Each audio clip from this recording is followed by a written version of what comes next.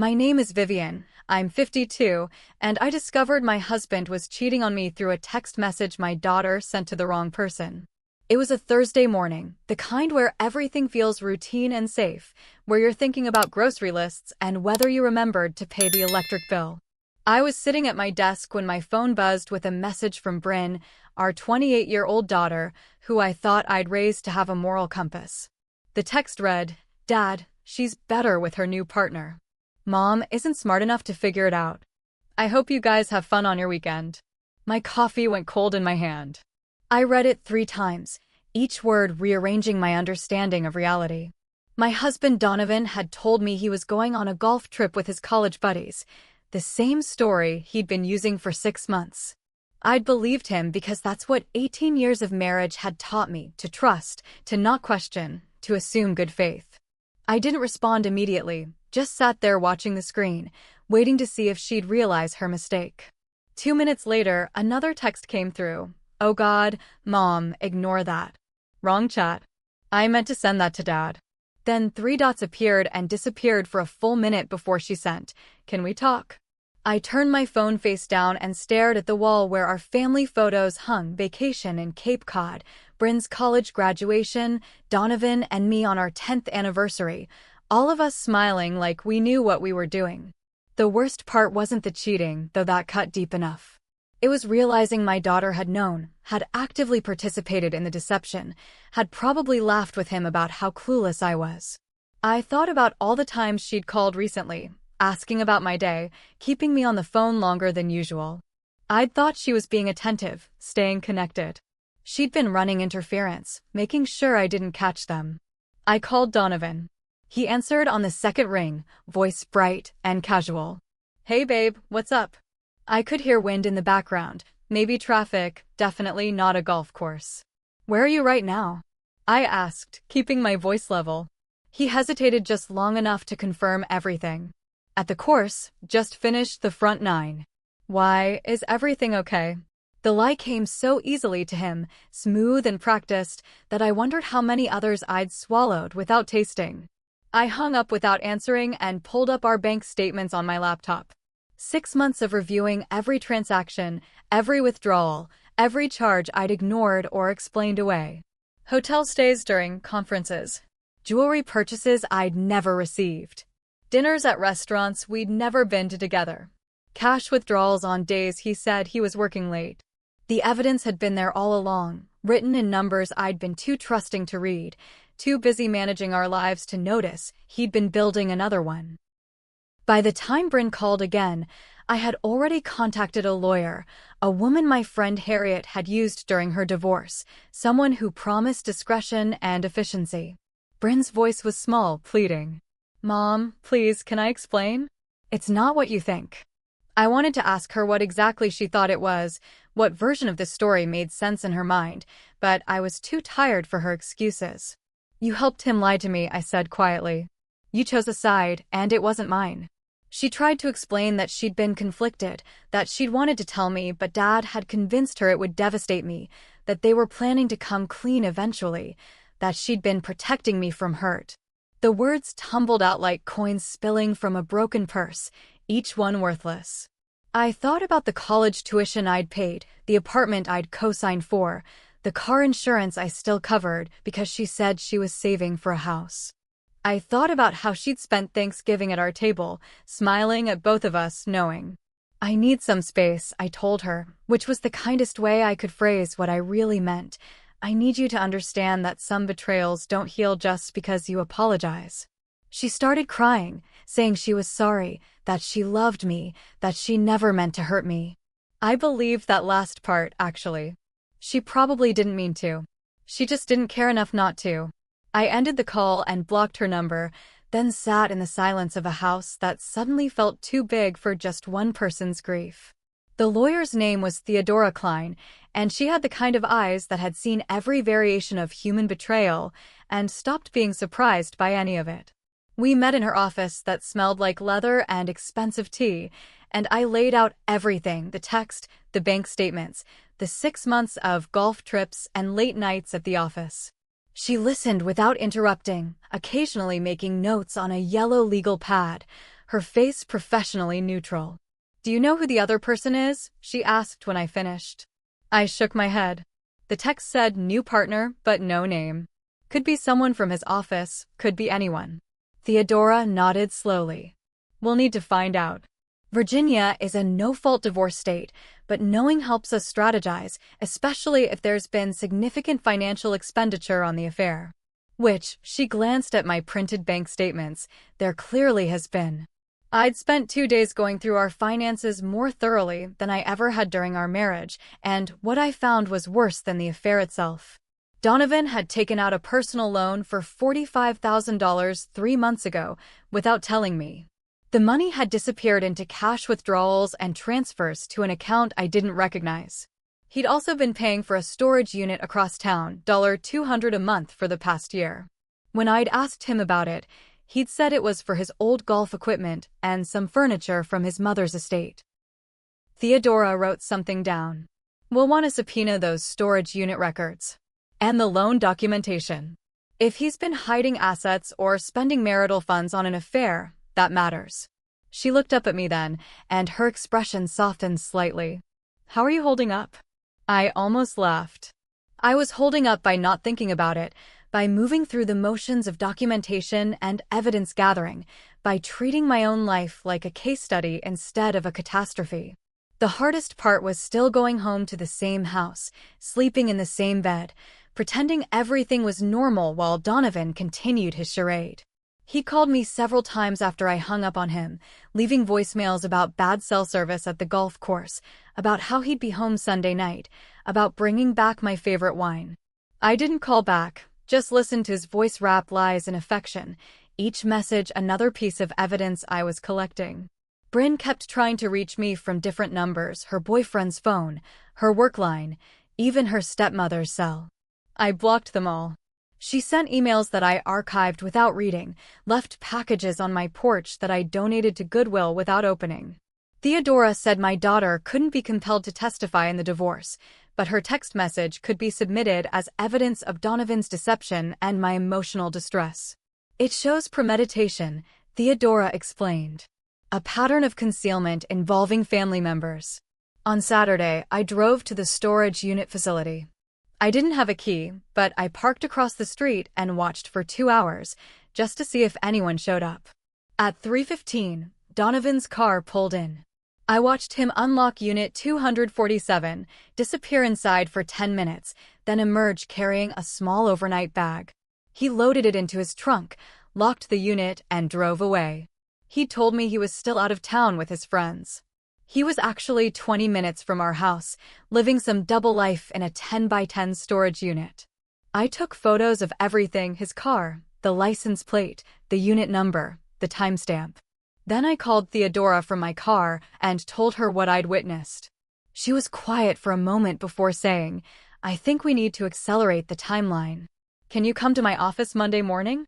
Bring your passport, all your financial documents, and anything else that's solely in your name. We're going to move before he has a chance to hide anything else." I agreed and drove home to the empty house, knowing it would be one of the last weekends I'd spend there wondering where my husband really was. Monday morning, Theodora filed for divorce.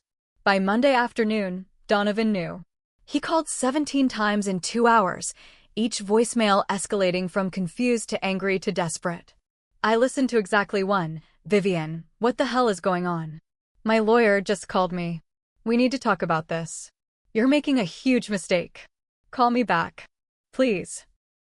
I deleted the rest without listening and focused on the task Theodora had given me, documenting every asset we owned, every account, every investment.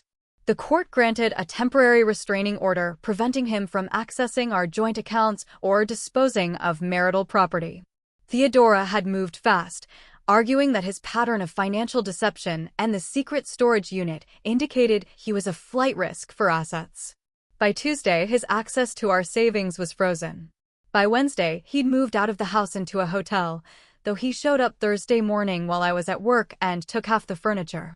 I came home to empty spaces where our couch had been, missing artwork, a bedroom set reduced to just a mattress on the floor. Bryn finally caught me at the grocery store on Friday. She'd clearly been waiting, watching, because she appeared in the produce section while I was examining avocados, her face puffy from crying. "Mom, please, can we just talk?"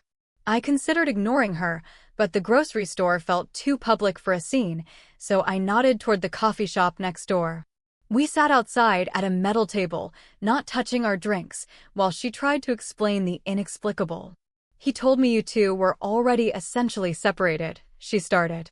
"He said you'd been unhappy for years, that you'd agreed to stay together until I graduated college, and that you knew he was seeing someone else. He said you had an understanding."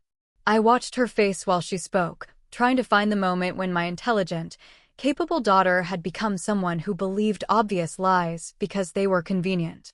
"And you never thought to ask me if that was true?" I asked quietly. She looked down at her untouched latte. "I should have. I know that now. But he was so convincing, and he said you'd be embarrassed if I brought it up, that you wanted to handle it privately. And, honestly, you two did seem distant lately." I thought maybe he was telling the truth. The justifications kept coming, each one a small knife. She'd been busy with work. She'd assumed I'd come to her if I needed support. She'd trusted her father, because he'd never lied to her before. "He had you run interference," I said, stating what we both knew. "All those phone calls, keeping me distracted while he was with her. You weren't checking on me, you were managing me." Bryn's face crumpled. "I thought I was helping both of you.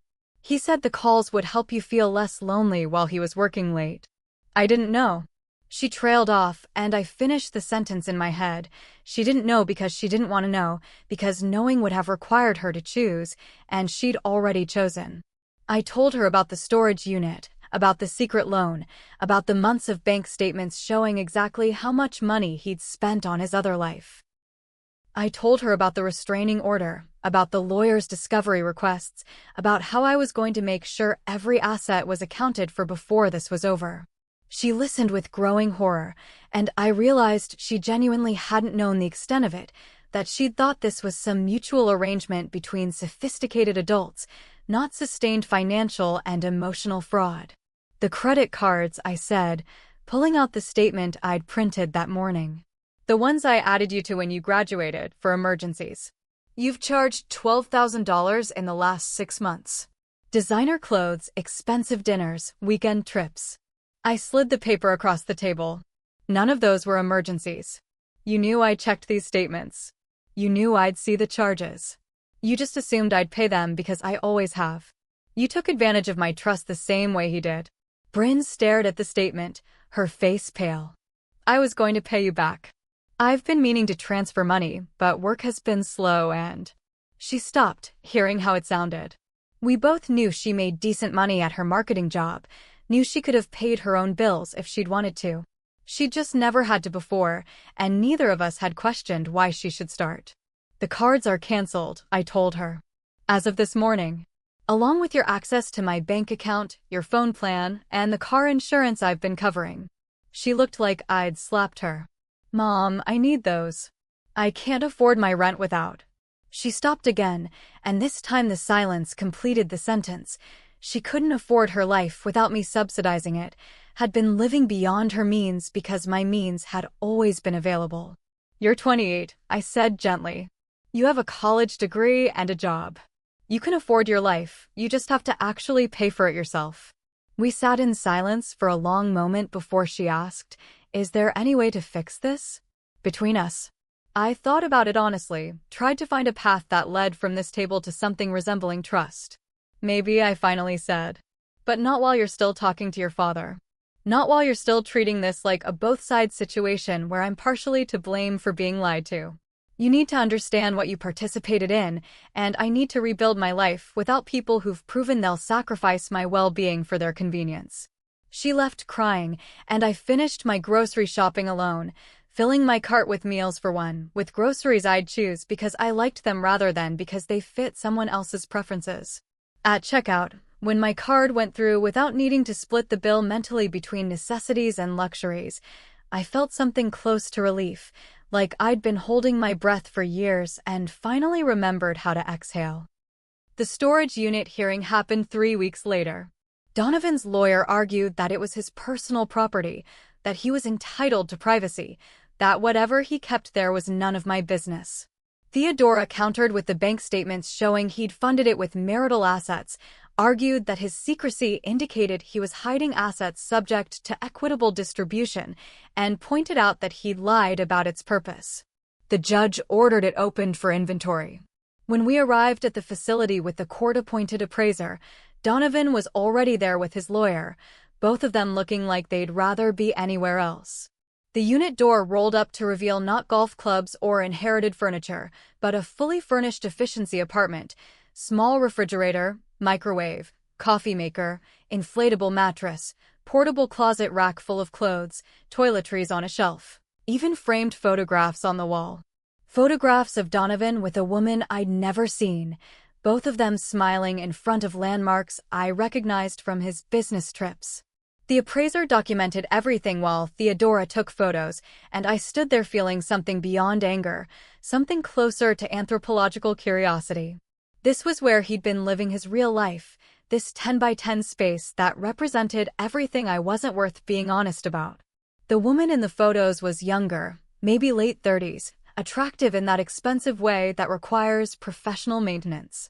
In one photo, she wore a necklace I recognized from our bank statement, $2,400 at a jewelry store downtown. Donovan tried to explain. It's not what it looks like. Celeste and I are just friends. I needed space sometimes, somewhere to decompress, and... He trailed off, recognizing that no sentence beginning with Celeste and I would help his case. Theodora asked the appraiser to specifically photograph the dates on the photos, the personal items that indicated long-term occupancy, the evidence that this wasn't occasional use, but sustained habitation. Every photo was another asset to divide, another lie to document. But the real discovery was the laptop tucked under the inflatable bed. The appraiser cataloged it, but Theodora requested immediate forensic examination, given the financial discrepancies we'd already documented. The judge agreed, ordered the laptop preserved and examined by a neutral third party. Donovan's lawyer objected strenuously, cited privacy concerns, but the judge was unmoved. Your client established this location using marital funds and concealed its existence. That defeats any expectation of privacy. The forensic report came back 2 weeks later, and it was worse than anything I'd imagined. Donovan hadn't just been having an affair, he'd been systematically moving money out of our accounts into investments in Celeste's name. Small transfers, nothing large enough to trigger my attention, $500 here, $1,200 there, adding up over 18 months to nearly $90,000. He'd been building her portfolio while telling me we needed to tighten our budget, while suggesting I skip my dental work because insurance didn't cover it, while saying we couldn't afford to replace our 12-year-old car. The laptop also contained emails with a real estate agent about properties in Charleston, South Carolina, where Celeste apparently lived. Donovan had been planning to move there, had been looking at houses in their joint price range, had even filled out mortgage applications listing her as his spouse. The timeline in the emails suggested he'd been planning to leave for months, had been waiting for some strategic moment, probably after finalizing whatever financial arrangements would leave him with the most assets. What made it devastating wasn't the affair. By then, I'd processed that loss and grieved it and moved past it.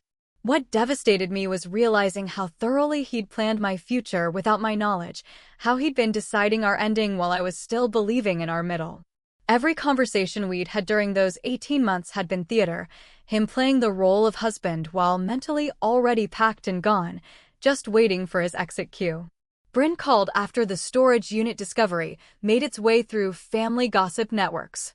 Her voice was different this time, smaller, genuinely shocked. Mom, I had no idea about any of it. He told me it was a mutual separation, that you knew, that you'd both agreed to stay married on paper for financial reasons until... She stopped, and I heard her crying. I'm so sorry. I believed him because I wanted to believe him, because accepting that he'd lie like that would mean accepting I don't really know him at all. I let her cry for a minute before responding. You have to understand that this doesn't fix anything between us. You still chose to participate in lying to me, even if you believed his version. You still took my money and my support while helping him deceive me. Your ignorance of the full extent doesn't erase your participation in what you did know. She agreed, said she understood, asked if there was anything she could do. Testify, I told her. When this goes to court, tell the truth about what he asked you to do, about the phone calls and the interference. That's the only thing that helps now. Theodora was pleased when I told her Bryn had agreed to testify. It establishes pattern of deception, shows premeditation, demonstrates that he involved your child in the fraud. That all plays well in front of a judge, especially since Virginia allows consideration of fault in equitable distribution. We're not going to get everything, but we're going to get more than he wants to give. She was right. The settlement negotiations shifted significantly once Donovan's lawyer saw the full extent of the evidence, once he understood that a trial would mean public documentation of all of it. The divorce was finalized on a Tuesday morning in October, 16 months after Bryn's misdirected text had cracked open the facade of my marriage. Donovan got the storage unit contents and his personal belongings. I got the house, my retirement accounts intact, 70% of our joint savings, and half of the $90,000 he'd transferred to Celeste, which she had to pay back as fraudulently obtained marital property. His lawyer tried to argue it was a gift, but Theodora countered that gifts given during the marriage using marital funds were subject to reclamation. We won. Bryn and I were speaking again, carefully, with boundaries that hadn't existed before. She'd testified as promised, describing the phone calls her father had orchestrated, the stories he'd told her, the ways he'd coached her to keep me occupied and unaware. Her testimony had been painful to hear, not because of what she said, but because of the picture it painted of Donovan's calculation, the sheer effort he'd expended on deception. After the trial, she'd written me a letter, long and honest, accepting responsibility for what she'd done regardless of what she'd believed. I'd responded with my own letter, not forgiving. Forgiveness felt premature and maybe impossible, but acknowledging her testimony, her honesty, her willingness to face what she'd participated in. We met for coffee once a month now, neutral territory, time-limited conversations where we were slowly learning each other as adults rather than as mother and child. She paid for her own life now, had moved to a smaller apartment, drove a used car she'd bought herself, budgeted carefully. The growth looked uncomfortable on her, but growth often does. Donovan and Celeste apparently didn't last. I heard through mutual friends that she'd been furious about the settlement, about having to pay back money she'd considered hers, about the public exposure of the affair. They'd split up within 3 months of the divorce being finalized, and Donovan had moved back to Virginia, though not to our town. He'd sent one email apologizing, asking if we could talk, suggesting that perhaps in time we could be friends. I'd blocked his address without responding. Some doors, once closed, should stay that way. The house felt different now, lighter somehow, even with the gaps where furniture used to be. I'd repainted the bedroom, replaced the mattress, rearranged the layout so it didn't feel like I was still living in our space. I'd taken up watercolor painting, something I'd always wanted to try but had never made time for during the years of managing everyone else's needs. My paintings were mediocre at best, but they were mine, created in hours that belonged only to me. Theodora and I had become unlikely friends, the kind that forms through shared battle rather than shared interests. We had lunch once a month, talked about books and terrible movies and her terrible dating life, carefully avoiding discussion of divorce law. She told me once that most of her clients struggled with the after, with building new lives from the rubble of old ones. You're doing better than most, she'd said. You're not trying to recreate what you lost. You're actually building something new. I thought about that while painting on Sunday mornings, while choosing groceries that pleased only me, while deciding how to spend weekends without consultation or compromise. I thought about how much energy I'd spent maintaining a marriage that had been over for years, how exhausting it is to love someone who's already left but hasn't told you yet. The anger had faded into something quieter, something closer to relief that I'd found out when I did, that I hadn't wasted more years on someone who'd already decided I wasn't enough. Bryn asked me once if I regretted the marriage, all 18 years of it. I'd thought about it honestly before answering. I regret how it ended. I regret trusting him after I should have known better. But I don't regret the years when it was real, when we were actually partners. Those years happened, and they weren't lies just because the ending was. She nodded, relieved maybe to know that I hadn't rewritten all of it, that some of her childhood memories could stay intact even if their frame had cracked. On the 1-year anniversary of the divorce, I sold the house. It had served its purpose, but I didn't need that much space anymore, didn't need the memories embedded in the walls. I bought a small condo downtown, walking distance to coffee shops and bookstores and the art supply store where I'd become a regular. I'd kept only what I truly wanted, the rest went to charity or to Bryn, who'd accepted what I offered with gratitude instead of expectation. The night I moved into the condo, I stood on the balcony watching the city lights, holding a glass of wine I'd chosen for myself, and felt something I hadn't felt in years. Possibility. Not happiness exactly, not yet, but the space where happiness could grow once I'd finished grieving what I'd lost and accepted what I'd gained. I'd learned that betrayal doesn't just end a relationship. It teaches you which relationships are worth having, which people are safe to trust, which version of yourself you want to be. My phone buzzed with a text from Bryn. Hope the move went well. Proud of you, Mom. I read it twice, letting the words settle, then responded with a simple thank you. We were finding our way back to each other slowly, honestly, without the pretense that what had broken could be fixed by ignoring that it broke. Some relationships survive fracture by acknowledging the crack, by building something new around the damage instead of pretending the damage doesn't exist.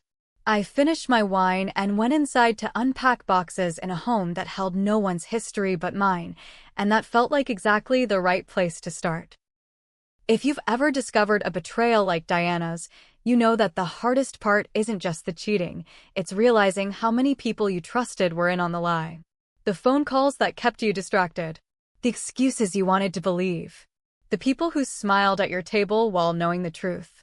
Betrayal like this doesn't just break your heart, it makes you question your own judgment, makes you wonder if you were naive or blind or somehow at fault.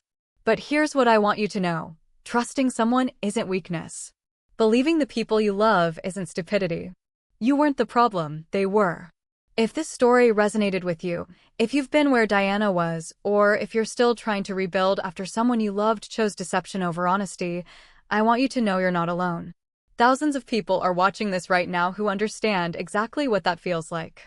Subscribe to this channel if you want more stories about women who didn't just survive betrayal, they rebuilt themselves stronger. Hit that notification bell so you don't miss the next chapter. And if you're comfortable, share your story in the comments. Sometimes just knowing someone else understands makes the burden a little lighter. You deserved better than what they gave you. And you deserve to see how this story ends, with you still standing.